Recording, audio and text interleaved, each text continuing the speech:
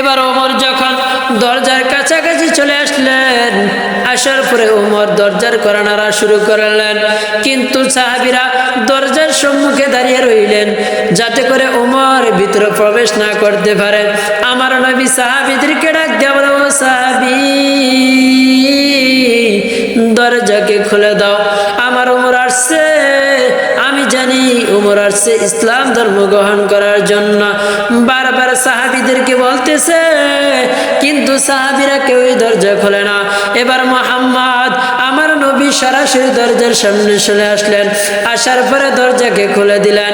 এবার যখন দরজাকে খুলে দিলেন, খুলে দেওয়ার সাথে সাথে ওমর নবীকে এমন জোরে ফাজা করে ধরলেন, ডাক দেওয়া বলো, ও নবী আমার,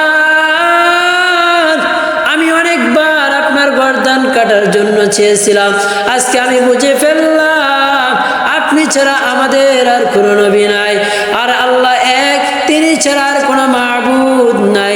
আপনি আমাকে এখনই কালিমা পড়ে মুসলমান বানিয়ে দেন।